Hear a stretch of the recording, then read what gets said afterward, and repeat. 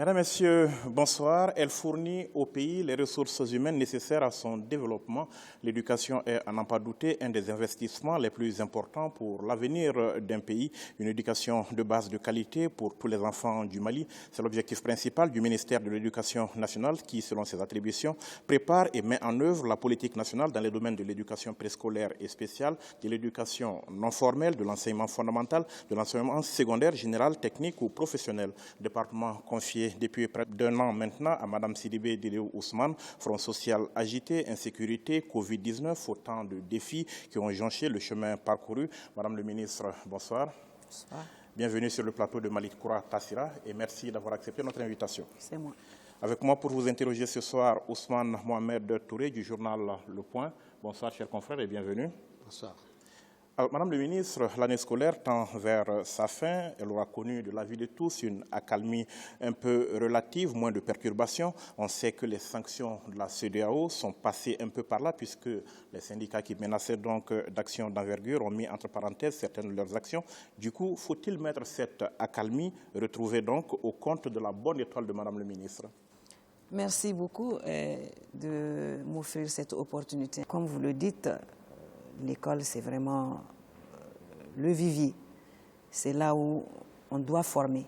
Et vous l'avez dit, depuis le préscolaire, l'éducation spéciale ne peut en aucun cas être laissée pour compte. Et nous prenons les enfants de 3 ans jusqu'au baccalauréat. Donc, comme vous le dites si bien, c'est l'éducation de base. Elle est très importante et tout part de là. D'où la très grosse charge ou la très lourde responsabilité qui constitue les missions du département de l'éducation nationale. Bonne étoile, oui, je l'affirme, parce que ce n'est pas de gaieté de cœur que nous assistons tous les ans à des années scolaires perturbées. Dieu a fait que l'année dernière, on a pu, à force de persévérance et d'innovation, passer les examens. Et cette année, Dieu merci, avec malheureusement les sanctions et l'agression de notre pays, les enseignants, en toute responsabilité, ont décidé de suspendre leur mouvement de grève. C'est à leur actif, c'est un acte hautement patriotique qui est salué depuis le président de la transition, de la primature au gouvernement, jusqu'aux citoyens lambda. C'est une situation qui est appréciée vraiment de tout le Mali et même de l'extérieur. Accalmie relative, donc, Madame le ministre, on se rappelle que c'était un de vos objectifs, mettre fin à ces années scolaires en dents de scie qui chevauchaient et avoir une lisibilité dans le calendrier scolaire. Est-ce que cette accalmie vous a permis de faire un pas dans ce sens? Bien sûr. Nous sommes au mois de mai 2022. L'année scolaire a commencé le 1er novembre. Nous sommes aujourd'hui en phase de dire que l'année scolaire se déroule normalement. Ce qui nous a amené d'ailleurs à fixer la date des examens. Nous allons commencer les épreuves anticipées en fin juin et tout le mois de juillet est consacré aux examens et ceci va nous amener, Inch'Allah, à finir tous les programmes et nous avons fixé la date de la rentrée prochaine au 1er octobre. Ça fait très très longtemps qu'au Mali, on n'a pas entendu parler d'ouverture des classes le 1er octobre. Et avec, Inch'Allah, l'adhésion de tout le monde. Et je sais que je peux compter sur le patriotisme encore de tous les acteurs de l'école et notamment des enseignants pour le bonheur de notre pays, pour le bonheur de nos enfants. Nous y parviendrons. Et vous avez salué tout à l'heure le geste quand même de ces enseignants. Madame le ministre, vous n'êtes pas sans savoir que ces syndicats ont battu le rappel de leurs troupes ces derniers jours suite aux dernières propositions du gouvernement. Ils demandent à leurs militants de rester mobilisés car l'objectif c'est bien l'application de l'article 39, à quoi s'ajoutent d'ailleurs d'autres revendications maintenant. Ne craignez-vous pas une reprise des hostilités? Je ne pense pas qu'il y aura reprise des hostilités parce que nous avons affaire à des enseignants. Et l'enseignant, ce n'est pas n'importe qui. Et je sais qu'ils ont conscience de leur apport pour la réussite, en tout cas, de l'éducation de nos enfants.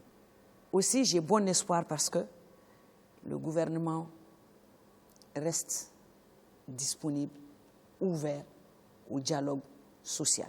On est en train de poser des actes qui vont dans le sens de pérenniser, en tout cas, et de sauvegarder le climat social que nous avons jusqu'ici. Mais la synergie, vous le savez, est intransigeante sur l'article 39. Vous proposez autre chose. Vous avez proposé, par exemple, la grille unifiée. Elle ne leur convient pas. Le gouvernement dit que ça arrange tout le monde. En quoi est-ce que le gouvernement et les enseignants ne parlent pas le même langage sur cette grille unifiée, finalement? C'est des questions que moi, je suis sûr que nous allons aplanir. Avant d'arriver à la grille unifiée, l'article 39 a été un combat rude. Et l'obtention de cet article 39 n'a pas été une chose facile. Mais cet article 39 n'a jamais été appliqué. Après les événements que notre pays a connus, avant même la mise en place de quelque gouvernement que ce soit, le CNSP, par ordonnance, c'était en septembre 2020, a mis en œuvre toutes les dispositions et a concédé, par l'application de cet article 39, 58 milliards aux enseignants pour que l'école reprenne. C'est ce qui a fait que d'ailleurs l'année dernière, malgré que les enseignants ont refusé, la synergie a refusé de nous accompagner pour les examens, quant à la surveillance, à la correction et tout, les enfants ont eu l'enseignement qu'il faut pour pouvoir passer des examens. Les enseignants ne sont pas exclus de l'affaire de la grille unifiée. La grille unifiée a été appliquée à tout le monde du travail, à tous les travailleurs du Mali. Et je crois savoir que cette grille, selon la projection qui a été faite par rapport à la transposition, a concédé aussi 12 milliards aux enseignants. Parce que, bien qu'on ait appliqué l'article 39, il y a encore des enseignants, il y a encore des catégories pour lesquelles il fallait transposer la grille unifiée pour qu'il y ait ce qu'on appelle cette justice sociale, cette équité.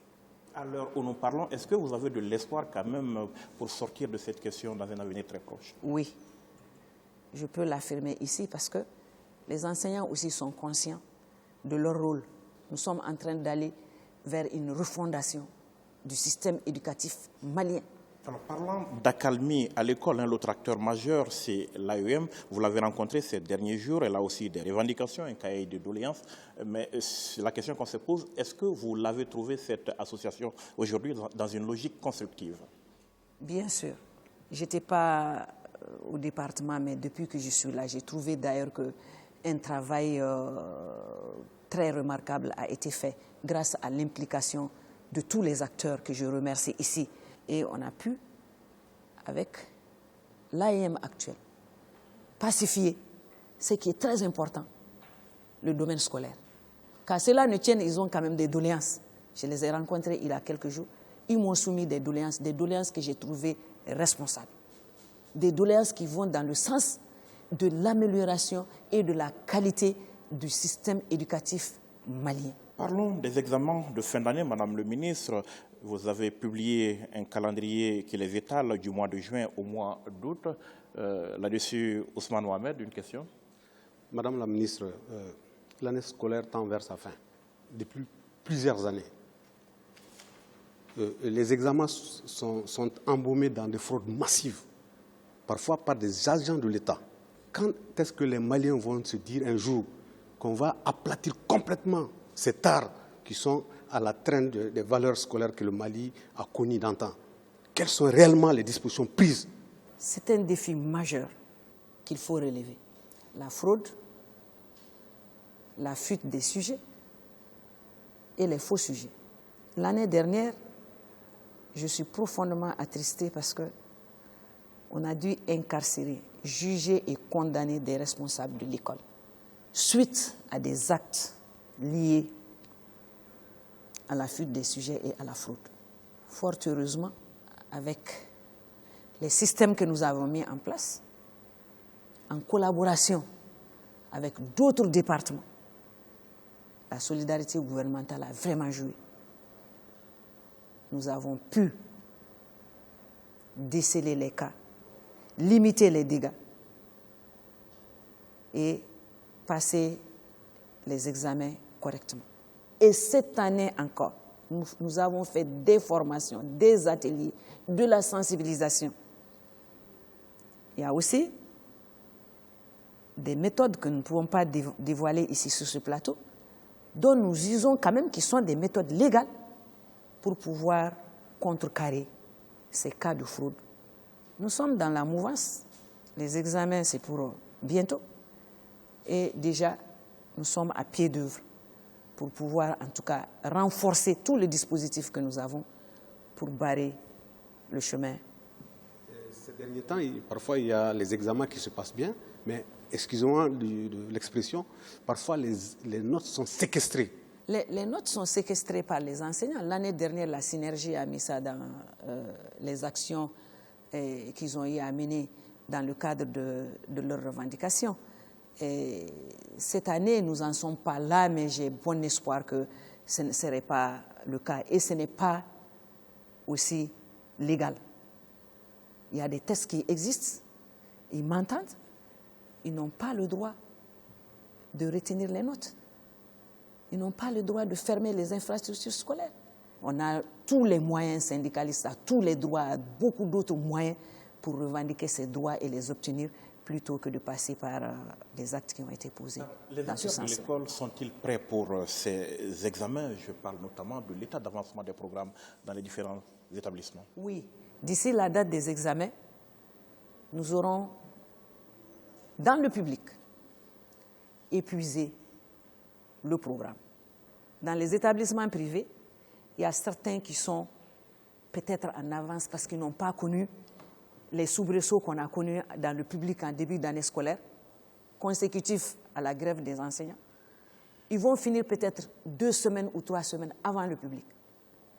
Mais ils vont mettre ça à profit pour peut-être faire des mises à niveau, pour corriger certaines lacunes. Mais on n'a pas fixé la date des examens par hasard. Alors venons-en au cadre global.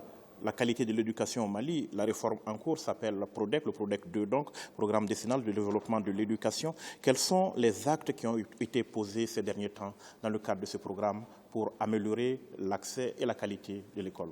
Le programme décennal de développement de l'éducation et de la formation professionnelle, qu'on abrège PRODEC, a connu une évolution. Parce qu'on a eu d'abord le PRODEC 1,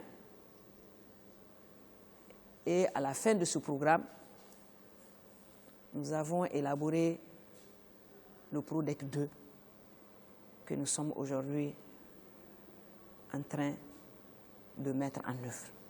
La vision de 3 départements en charge de l'éducation sont impliqués. Elle est prise en compte dans le cadre de ce programme. Il s'agit notamment de l'éducation nationale, de l'enseignement supérieur et de la formation professionnelle, avec les partenaires de l'école. Ce programme, il est articulé autour de certains axes essentiels pour améliorer la qualité en termes de l'élaboration de la politique de l'éducation même, de la formation des enseignants, c'est très important, de la prise en charge de tous les autres aspects, notamment l'éducation non formelle, la gestion des ressources de l'éducation, les langues nationales, l'alphabétisation. J'ai eu l'agréable surprise de trouver qu'au niveau du ministère de l'Éducation, il y a 3 grandes directions qui sont dédiées à l'alphabétisation. Et sur nos 13 langues, 12 langues sont déjà écrites. Nous avons une académie malienne des langues. Et aujourd'hui, nous sommes en train de mettre en œuvre et de manière inclusive toutes nos aspirations par rapport à la refonte et à l'amélioration du système éducatif en termes d'accès, en termes de qualité et en termes de gouvernance même de la gestion du système éducatif. Madame le ministre, on sait que vous êtes très attentive à l'éducation des filles, loin d'être au point mort aujourd'hui. L'éducation des filles avance, il paraît qu'elles battent même les garçons maintenant sur les bancs en tout cas. À quoi est-ce que cela est dû? Vous savez, en ce qui concerne l'éducation des filles, je viens de parler tout à l'heure des axes du PRODEC. C'est l'accès à l'éducation pour tous. Quand on prend l'éducation des filles, généralement, en termes de scolarisation, les filles sont en retard. Pour vous dire qu'il y a même des filles qui ne sont même pas allées à l'école. Mais la cause n'est pas perdue pour elles. Il y a l'éducation non formelle, il y a l'alphabétisation. Aujourd'hui, nous formons cette catégorie de filles dans tous les secteurs. Et surtout dans le cadre de la formation professionnelle. Elles font de la couture, elles font de la teinture, elles font de la transformation des denrées de première nécessité, même de nos denrées fraîches. Elles sont dans tous les domaines. Ça, avec nos partenaires, nous avons ce qu'on appelle les cafés, les centres d'apprentissage féminin. Elles vont à l'école pour être alphabétisées. On leur fait les cours en Bambara, à Bamako et à Nyoro, en Soirée, à Bourem et Gourmararous. Tout ça, ça contribue, n'est-ce pas, de l'éducation inclusive. Et aujourd'hui, dans nos écoles, nous avons eu affaire, dans le cadre de Miss Science, soutenu par nos partenaires, tels que l'UNESCO, ça fait partie d'un projet phare du ministère de l'Éducation. Nous sommes en train, non seulement de faire des efforts pour la scolarisation des filles, mais les orienter aussi vers les matières scientifiques. Nous avons fait Miss Science, le concours, c'est sur l'étendue du territoire. Les lauréates qui étaient là ont été primées. Dans le cadre des médersa, des écoles coraniques, il y a moins d'un mois, nous avons eu aussi à primer 50 filles au DEF qui sont premières dans leurs établissements au DEF et dans les matières scientifiques, physique, chimie, mathématiques. Ça fait partie des axes aussi du PRODEC 2. Et pour maintenir ces filles à l'école, il y a aussi des dispositifs. Nous sommes en train de renforcer, tels que le système des cantines scolaires, des bourses scolaires, tels que l'amélioration des infrastructures dans les écoles. Pour maintenir les filles à l'école, il faut de latérines, il faut que certaines commodités soient à l'école. Il faut de l'eau, il faut des toilettes. Nous sommes en train, avec certains partenaires, l'UNESCO, l'ICESCO, et même le président de la transition nous a offert 20 forages. Ça, c'est seulement à Bamako. Tenez-vous bien, quand nous avons fait l'état des lieux, il y a plus de 100 établissements à Bamako qui ne disposent pas d'adduction d'eau. C'est le lieu de le remercier, de remercier également le Premier ministre, qui aussi, dans son programme d'œuvre sociale, est en train de prendre le problème à bras le corps. Alors, Madame le ministre, et certaines ambassades aussi, qui sont en train de nous accompagner. On sait que la question des infrastructures vous tient à cœur avec ce programme du président de la transition. Une question là-dessus, Ousmane Mohamed. Madame la ministre, dans cette décrue financière où nous sommes sous embargo, je pourrais dire même sous blocus, il y a des écoles qui se construisent partout. 2000 classes, selon mes informations, des classes en rénovation. Quel est le secret du ministère? Vous savez, on a trouvé l'école dans un état la première fois que sur les réseaux sociaux. Nous avons vu ces images-là qui ont circulé. Le président de la transition, du haut aussi de sa colline, l'a vu et nous a interpellés. Nous nous sommes rendus physiquement dans cette école. Nous nous sommes rendus compte que les infrastructures scolaires sont dans un état. On ne peut pas imaginer qu'on puisse mettre des enfants là-dedans ou que ce soit un lieu où on doit vraiment enseigner le savoir, dans un endroit où on doit former ceux-là même qui sont le creuset du développement de notre pays en termes de ressources humaines. C'était abominable. Ça m'a marqué du plus profond de moi-même. Donc, j'ai bénéficié de l'accompagnement des plus hautes autorités. Immédiatement, le président de la transition en a fait son projet. C'est un projet présidentiel. Et le ministère des Finances a mis à notre disposition 5 milliards. Après les études, nous avons établi un programme de réhabilitation de 2000 salles de classe. Nous avons des résultats satisfaisants aujourd'hui parce qu'on a mis la pression. Moi, j'étais convertie en chef de chantier.